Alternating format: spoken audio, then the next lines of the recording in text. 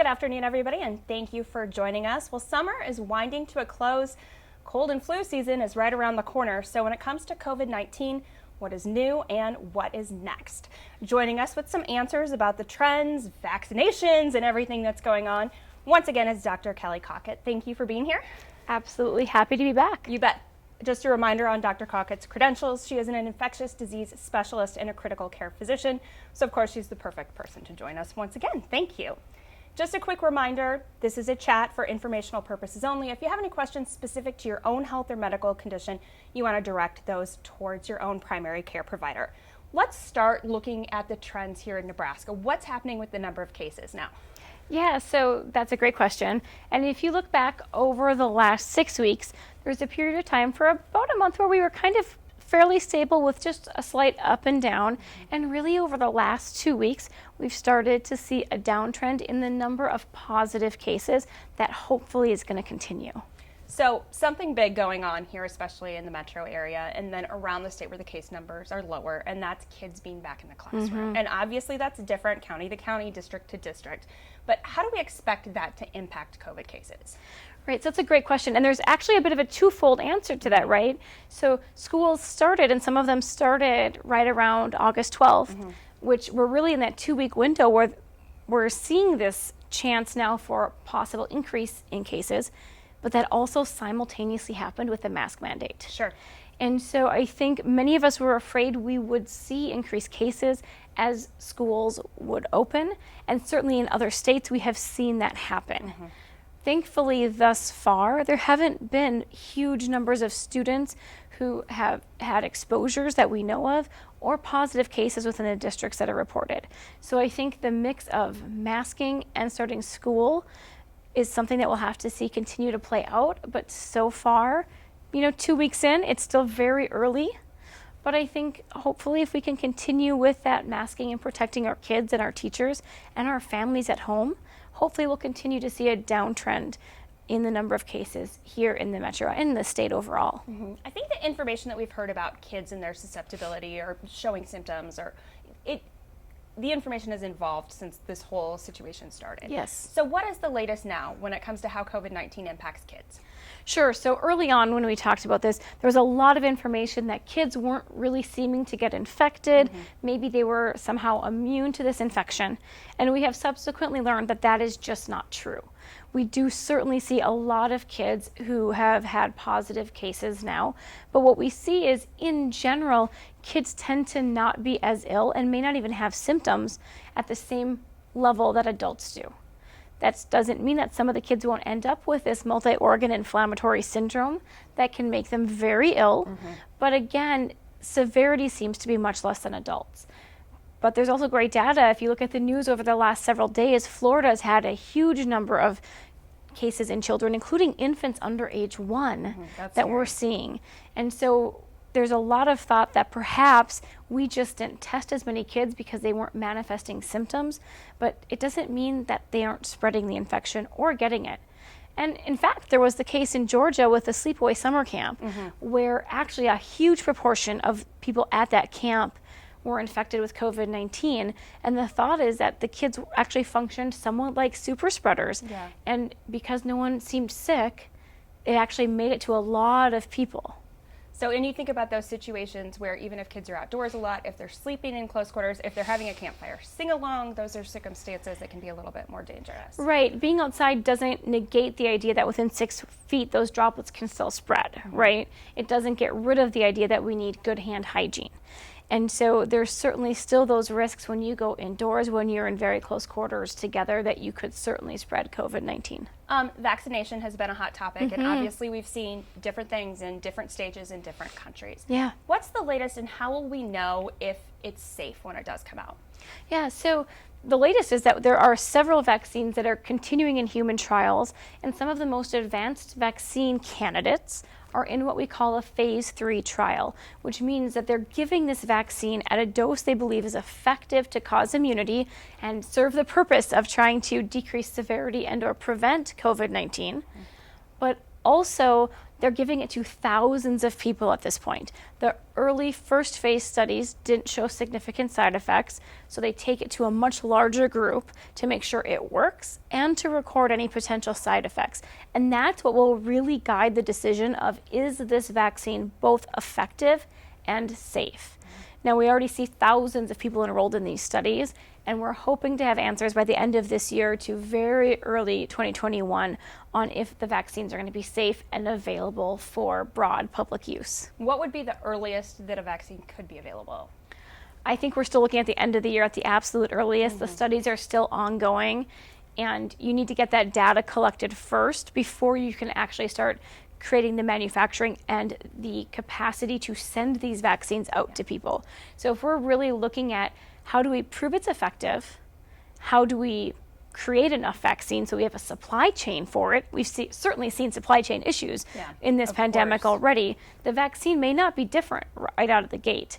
And then we have to get it to our clinics and our pharmacies to be able to get it to patients and to the public as a whole. And so I think we're still months from seeing that come out at the earliest.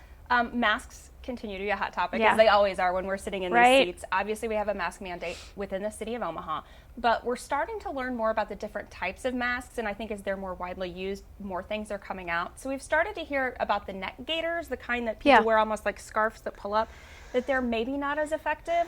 What do we know about that?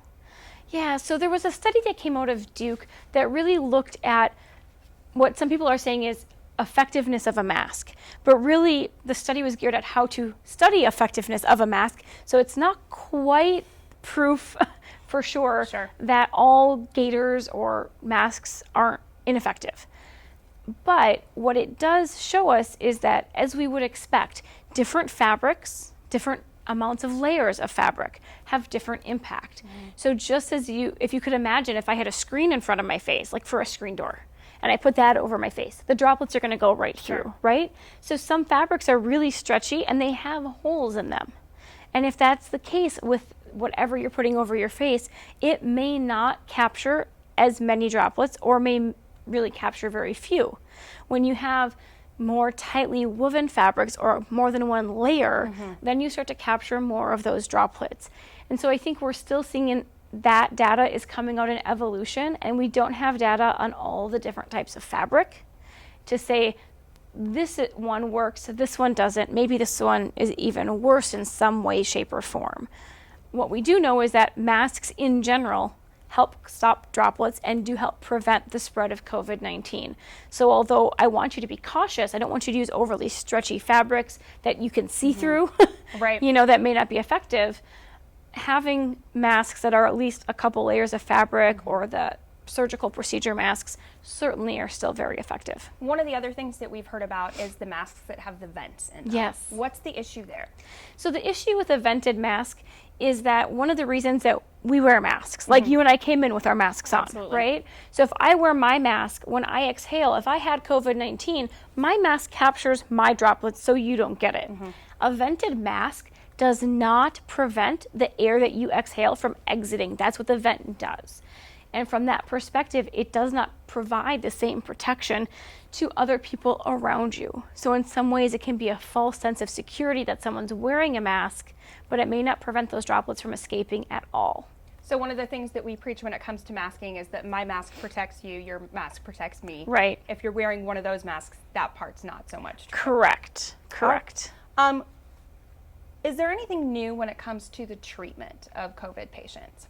Sure. So we've seen ongoing studies coming out on different types of treatment for COVID-19, and there are so many studies that are still continuing with different medications.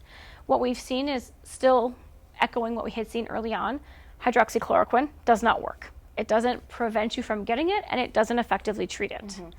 We have seen a study now from the recovery study with dexamethasone that giving dexamethasone to patients who have respiratory illness, who are requiring oxygen and are in the hospital or even in the ICU, does seem to portend a benefit to decrease severity and even mortality of these patients.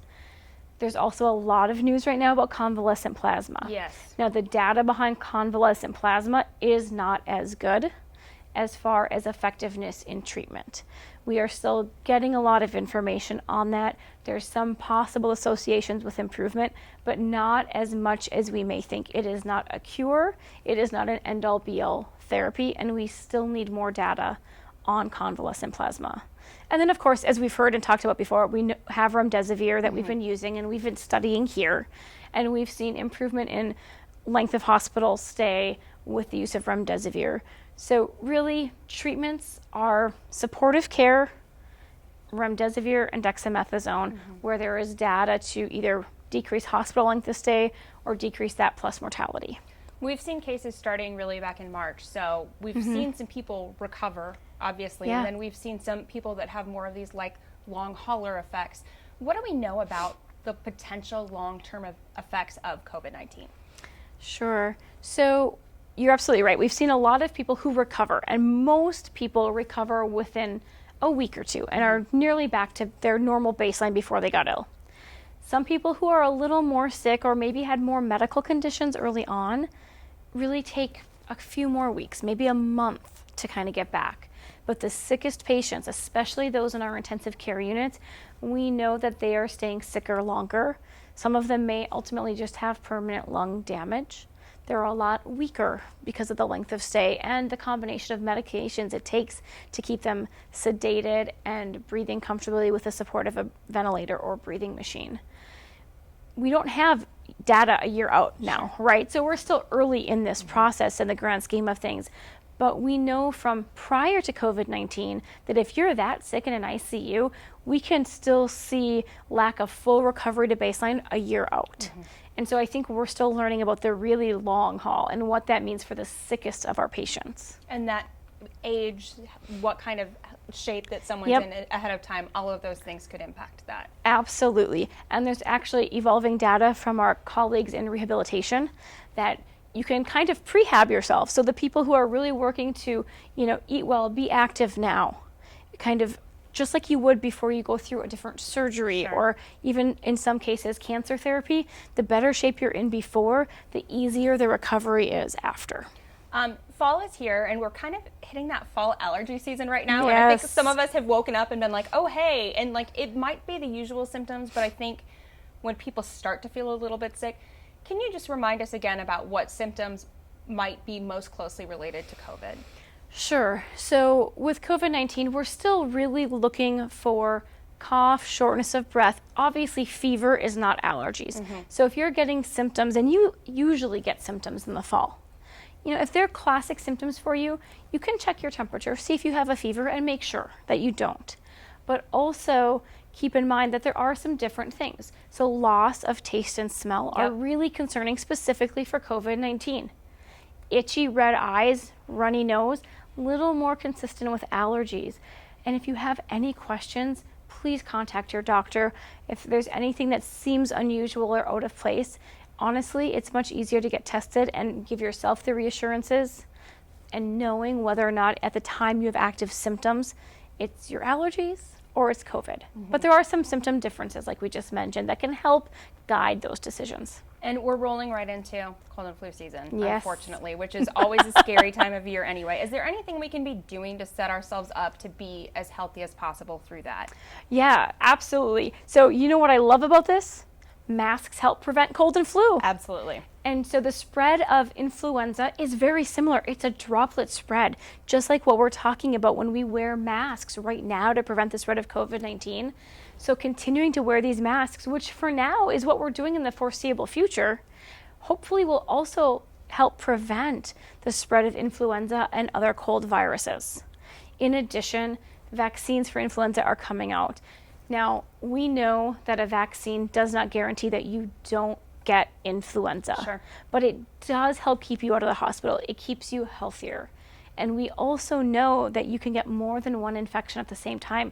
So there's the risk of getting influenza and COVID-19 at the same time or very close together, which will be much harder for your body to recover from kind of those two hits both to the lungs at the same time.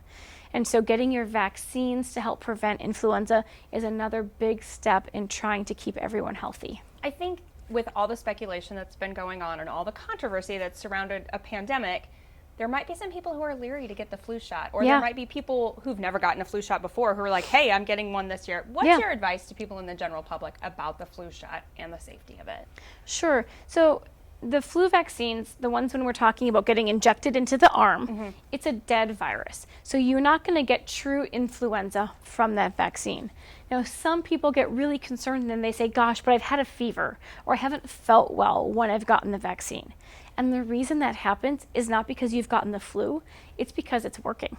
And it's caused your immune system to respond and actually start building that immunity back up. As far as overall safety, the flu vaccine is very safe. If you've had unusual allergies or reactions to vaccines in the past, certainly talk to your primary care doctor about that. But in general, we give a lot of influenza vaccine and people do very well with it. And the majority of people don't have any symptoms, but they do get the protection. The one thing I will add, though, is we do know we have to get influenza vaccines every year, right? Getting an influenza vaccine right now may not protect you all the way through the season. So the season usually is going through, March to April. We haven't seen influenza rise in our communities yet. If you get the vaccine now and it only lasts for approximately 6 months where it's highly effective, you may be a little early on the vaccine side of things. So you may want to wait until, closer to the end of September or October before you get that vaccine, unless your doctor has advised you to get it earlier. I think it's hard to think about this when it's been over 100 degrees this week. Yes. But the weather's going to get cold. Fall is coming, followed by winter. And it's not going to be as easy to socially distance ourselves outdoors. So when we don't have those options, when it's cold out, is there concern that that cases are going to go way up again? I think there is concern, and part of it will be how much spread we have in our community, right? So if we do a great job now and we get COVID-19 to be at much lower levels of spread in our community, the concern will not be as high, obviously, as it is today. But that's part of the theory of why perhaps Arizona and Texas earlier this summer had huge spikes. It got really hot there, and everybody went inside for air conditioning and became in close quarters, and we saw a lot of cases. So I think it's really going to be telling to know where are the cases at in our community as we move into that colder weather. And right now, we have to think that we're going to have to talk about masking indoors or maintaining that social distancing and really trying to be in areas that are as well ventilated as possible with what we have right now and the lack of predictability of what things will look like in 6 to 8 weeks. As a mom who's sending kids back to school physically, it's that remembering, okay, do we have your backpack? Do we have your lunch? Oh, do we have your mask? Is your mask clean? I think with the mask mandate going on and kids needing them every day, it's important to talk about kind of that mask hygiene. Yeah. Can you remind us about how often we need to clean our masks and what the best way to do that is and how to handle them? Yeah, so I'll start at the end first. When you handle your mask, you want to have clean hands, right? Again, because it goes back to this idea that if the mask is contaminated, you could theoretically contaminate your face, your eyes, your mouth as you move a mask on and off. So good hand hygiene, hand sanitizer before and after touching masks is important. Your mask, how long can you wear it? Nobody knows for sure how long anyone's given mask is going to stay clean and effective, right? Kids are tough, and especially when you have allergies and cold and flu season coming, or just being hot and sweaty. Sneezing into a mask is not fun. Right. And so there's a couple key things. One, if it's dirty, wash it. Yeah. When they start to get damp and wet and stay that way, you're probably at a point where you're going to want to wash it because you can certainly build up debris, skin cells that can limit the effectiveness for you to breathe and just for the safety of the mask. And then washing them regularly. In a perfect world, would I tell you to wash your mask every day? Yes. Do I think every single person's going to be able to do that? Probably not. But make sure that you inspect that mask. Is it clean? How long was it worn on a given day? And wash them frequently so that they stay clean, they don't show signs of dirt. And if they start to show signs of wear or they're really dirty or someone sneezed in it, wash it right away, which means your kids probably need a second mask with them at school. Absolutely. When in doubt, wash it, obviously. For Absolutely. those of you that are asking questions, I think we've hit on most of them. If you're watching this later and you still have questions, feel free to type those in the comments and we'll go back and we'll get you answers as best as we can. We sat down and had this first conversation in, was it March, I think? So we've been doing these for a couple of months, and we've talked about hand hygiene and masking. And then the PPE that when you go to the COVID units, that all your coworkers are putting on, the face shields, the masks, the goggles. It's getting old, but remind us, for the sake of you and your coworkers who are caring for these patients, how important it is that we just need to stick with that. Right. It is getting old. It's old for all of us. None of us are just super thrilled every day that this is the routine. But the reality is, this is the routine now. This is the new normal right now with this pandemic. And we talked so early on about this idea of flattening the curve. And we've kind of lost that, right? But the reality is, when you flatten it, you have to keep it flat. And as long as there's spread in our community, if we don't do these things, we certainly can see increase in cases, especially when you think about schools opening, businesses starting to open, some of the sports teams coming back together and bringing more people in close contact. And so I think it's hard, it's tough work, but it is what we do for the good of our community to try and get ourselves to stay at a decreasing level of cases and get down to where we don't have widespread community outbreaks still. And we don't want to see what some of the other states have seen. Right. And we could potentially still see that if people don't continue to do what we're all sick of doing, but it's what we have to do. Right, and we did. So earlier in the summer, we had our big surge in the spring and early summer, kind of May into June. We came down, and then we had another surge, really honestly, at the hospital and in the area in July. And it wasn't quite as high as the first one, but it got darn close. And again, that's the reason that we're doing all of these things, because unfortunately, until we have a vaccine, this is what we do to prevent a lot of people from getting sick at the same time. Our metro area is huge. And if we had a huge outbreak, we still would have the same things we'd be talking about that we did in March. Do we have enough hospital beds? Do we have enough healthcare workers? Do we have enough PPE and testing to keep up? And right now, gratefully, we do. But it's always in flux and something that we have to constantly monitor to make sure that we remain prepared and vigilant to take care of the community. We are super grateful for Dr. Cawcutt and all of the staff members who take time to come and answer your questions directly. We want you to hear it from them because they're the ones who are seeing their patients. They have real lives too. Do you want to give a birthday shout out? Oh, yes, it is my daughter's 5th birthday. So happy birthday, Olivia. So all of us parents who are making those adjustments and birthday party plans and everything else, our doctors are doing that too, and they're making sure to do things the right way, even if it means a 6 a.m. birthday party, which is what you had this morning. Yeah, that's exactly what it was. We didn't have a bunch of people coming over. There's not a bunch of kids, so we asked what she wanted, and it was to wake up really early and have the house decorated and have Dunkin' Donuts for breakfast. So at 6 a.m., that's what she woke up to. I like her style. Very awesome. So continue to post questions if you have them, and we'll do our best to get back to you. And we'll be back here live on Facebook with another one of our COVID conversations. Thanks to all of you for watching, and Dr. Cawcutt, thank you so much. Absolutely. Thank you all for everyone who's out there helping do the right thing and helping us to continue to fight this pandemic. Have a great afternoon.